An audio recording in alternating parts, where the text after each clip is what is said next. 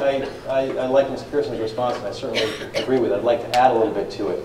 You know, in terms of the folks who are just sort of out of the job, we need to have affordable housing options, and that's where making smart development deals can often provide that offset for affordable housing. And in terms of the chronic homeless, you know, I've read some really interesting studies how if you can target the chronic homeless and provide them with shelter, you actually save money, because you save money on ER, or emergency room, you save money on social services, on prisons. The problem is, the money that you save is not city money, it ends up being county and state money. So to really have a comprehensive solution, we need council members who can work at all levels of government and who can integrate solutions between the city and the state and the federal government, because that's ultimately, we need a sort of holistic approach to make this work. In terms of tagging, I mean, I agree, the broken window theory, we got to go after the tagging. In terms of you go after the small stuff, you help prevent the bigger stuff, and that's one of the reasons why crime is down 2% this year and why it's been down in the last couple of years, because we need to go after tagging and other forms of broken window. Ms. Badger, same question. I certainly agree with Mr. Blumenfield regarding tagging. We certainly need to go after these deviants, because it is unnecessary blight in our community. As a matter of fact, I have a wall across from my home, and every 2 or 3 months somebody's tagging. But we have arrangements in my neighborhood that my neighbor calls, and within 24 hours is spray painted. So spray painted back to the color. So we have a system in our community. As far as homelessness is concerned, compassion, I think we should use compassion when dealing with the homeless population. Statistics state that we are 2 paychecks away from being homeless. So these could be us sitting out on the street. So we need to have a measure of compassion when we're dealing with our homeless population. Mr. Silverstein, same question. Well, I agree with most of what was said. The one thing I will say that on both issues, it needs to be addressed with both a public-private partnership. That there are organizations that work with the homeless. And I will tell you, the cut in the mental health budget not only stays with the homelessness, but you bring in the mental health treatment, and hopefully we won't have any more massacres. Because that's who does it. It's not a normal person that's going to go shoot up a movie theater or a school. This is a mental health issue. So I do believe we need to expand the mental health facility that we have in the city. When it comes to the tagging, you know what? Generally the taggers start out young tagging. That's a responsibility of the parents to maintain watch over the kids. And that's a first level. Then there are, again, organizations like the Police Athletic League. There's an organization downtown called Juice, where the kids come from all over, hundreds of them, and actually take the tagging that they're doing on the walls and doing good with it. They create items that they actually sell to raise money to buy more product that they could paint and sell again. It becomes a business. Some of these kids are artists, and they're actually using their capabilities to create a business, and that needs to be expanded. Thank you. And the last word on this, Mr. Presley. Well, Scott, I'm happy to have them expand their artistry, but not in our public places. And quite frankly, we've sent the message by allowing it as much as we have that it's just something to do, it's okay. But it's not, it's vandalism. I don't really care what the arts councils might or might not say. Well, they've probably endorsed Mr. Blumenfield anyway.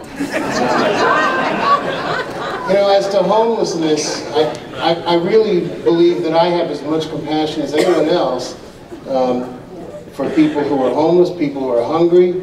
But you know, here we are in the city. We are at the lowest level of government, the lowest rung. When cuts come, when difficult economic times come, what happens?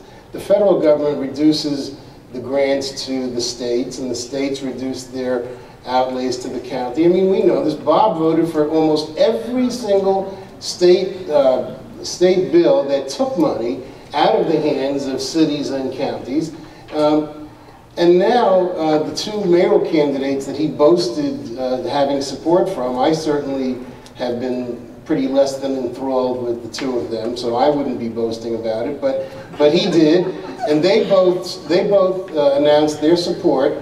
In fact, they made a commitment that they would put $100 million each year out of our city budget. We already have a deficit of $200 million, and they're making a commitment to putting $100 million into an affordable housing plan. I don't think that's a wise idea. I don't think we at the city can cure homelessness. It's got to be, yes, it's got to be a public and private arrangement, and it also has to include the federal government. That's really the responsible party. Thank you very much. All right, we're going to wrap up our process here, the debate process, with each of you giving a 1-minute summation. We're going to start in the same order that we started with before. Scott, if you'll have 1 minute from right now to give us your summation. Thank you. Thank you, Sean. Thank you, Tony. Thank you all for coming here this evening. I believe we need new leadership, not the same old recycled politicians. We need new ideas. We need new answers. Ladies and gentlemen, I'm sure you understand how important this next election is. For the first time in a long, long time, we're going to be electing the majority of the city council. More than half of them are going to be new people.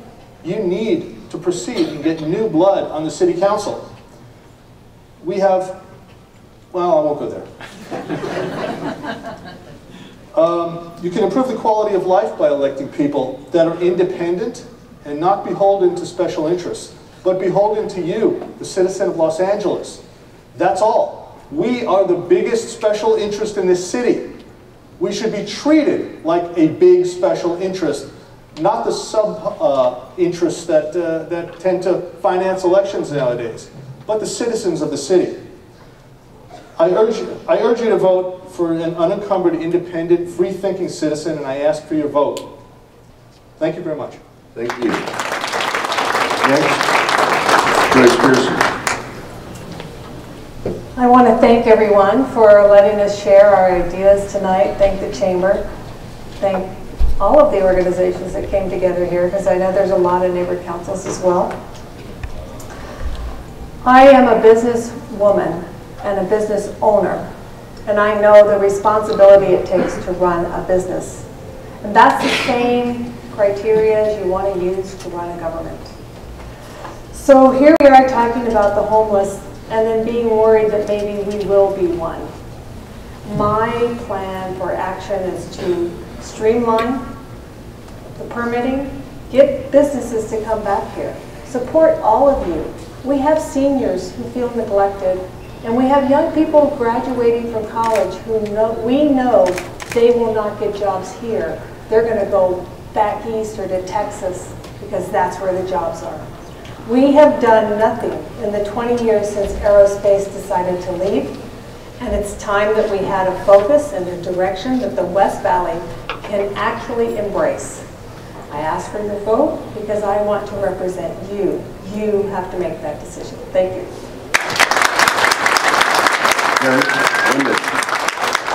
Thanks, Sean. I'd just like to say thanks to the Chamber members, the Chamber Board, neighbor councils, all the candidates for being here tonight.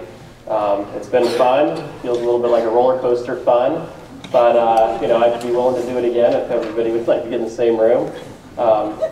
I'm just a family man, you know, with a lovely wife and wonderful kids. Live here in the Valley. I've been here my whole life, and I was educated in the Valley, college, high school, the whole works, and I've grown my business in the Valley.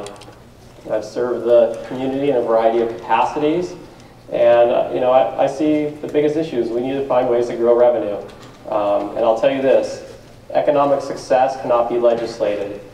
We need to allow business owners to create jobs and hire people and put them to work and generate new revenue streams for this city.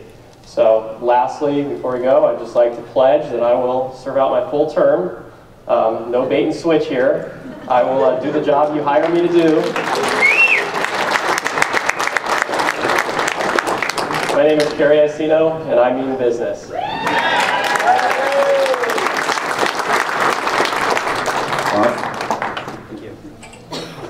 Thank you both for moderating this. Thank all of you for taking the time out of your busy schedules to be here. And I want to remind all of you, particularly all the folks, there's so many people in this room who have been supporters of mine, who've endorsed me, who are key parts, Rose, the Sweeneys. You are not special interests. You are our community, and you are the special interests, I guess, that I want to represent, which is the community. The people who live here, my friends, my neighbors, all of us. That's how we're going to make this community better. Past is prologue. I have been able to deliver for this community in the West San Fernando Valley for over 20 years, and I have real deliverables to show for it. I've got the experience and the know-how, but I don't have the cultural baggage of City Hall. I've been able to do these things, but I haven't spent all that time at City Hall, so I'm going to bring that know-how, but I'm not going to do things the way things have always been done. I'm going to give it a new, fresh perspective. So with that, I want to thank you again. I want to formally ask you for your support, for those of you who haven't supported me, and thank you for being here and for participating.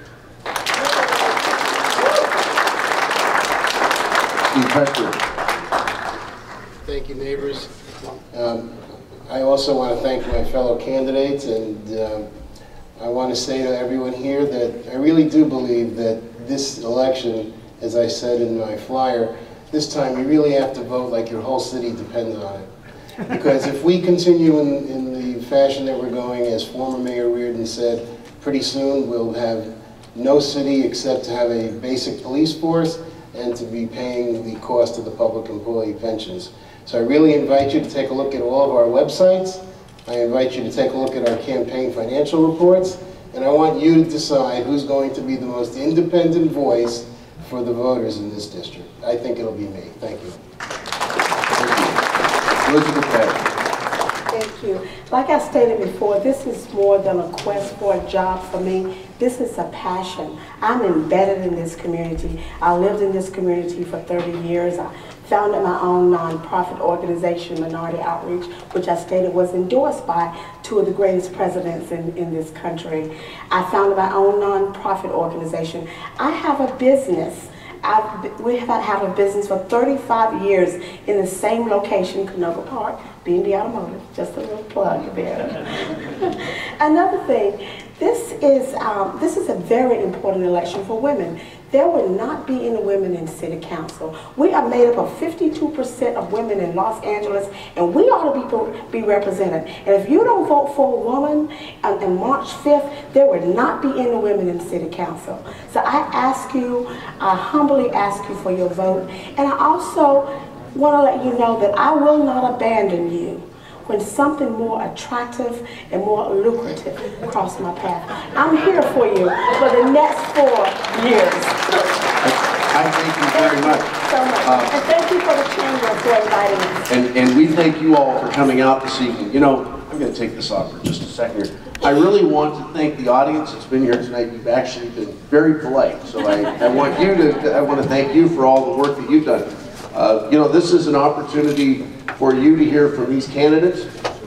It's an opportunity for you to assess what you think of them. So we're glad you're here this evening. We hope that you take this information home with you and that you put it to good use. Now I'm going to ask that the candidates remain for a couple of minutes for some photographs and those sorts of things. So with that, you can go home now. We thank you very much for being here. Thank you very much.